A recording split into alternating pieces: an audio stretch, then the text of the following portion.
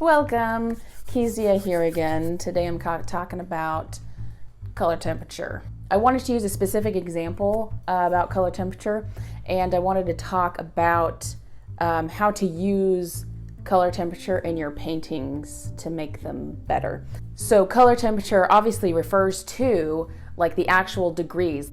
Kelvin, I think it's like wavelength color temperature.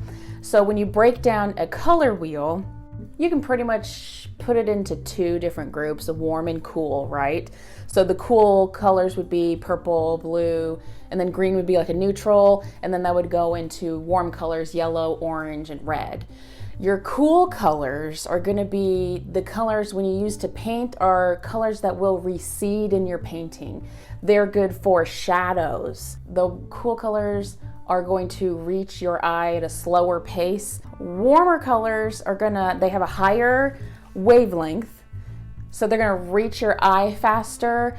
They're also gonna do things like accelerate your heart a little faster, make you excited. Warm colors in paintings, you can use them to make things stand out or pop. Now, one example that I wanted to show you was this painting, this still life painting by Cezanne. And I this was displayed in the Getty in LA. I don't know if it's part of their permanent collection, but when I went to visit the Getty a couple years ago, I went on one of those tours, and this was part of the impressionist part of the tour. The guide was talking about how Cezanne's use of color was very meticulous. So he used those warmer colors like yellow and a little bit of red to make the apples pop out at you, even though compared to the rest, like the whole painting, the apples are, kind of small and didn't use a lot of it, but it works. It's a higher wavelength, and so it reaches your eye faster. But what you'll notice is that like the fabric that's draped on the table and the wall is like desaturated blues and greens. If he had used more warm colors, I think it would have been too stimulating and too confusing and too much going on to look at it.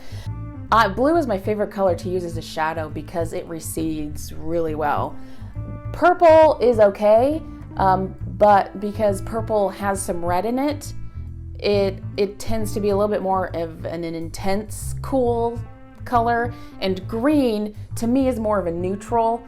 So blue is perfect color for receding. So today's challenge / activity is making a painting. Use blue as your receding color or shadowing color, and then use one opposite warm color, yellow, orange, red, to make whatever you want to stand out, whether it's an object, whether it's some like a portrait and you're making the lips stand out, or if it's an abstract, whatever is the focus of the abstract, make that your warm color to make it stand out.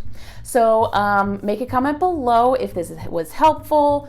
And then if you wanted to, I would love to see if you made the painting, post a picture of it, tag me on Instagram, or just go over to my Facebook page, Kezia Carter Studio, and post a picture of your painting there, because I would love to see it if you're comfortable doing that. Okay, so I will look forward to hearing from you, and I'll see you next week. Bye.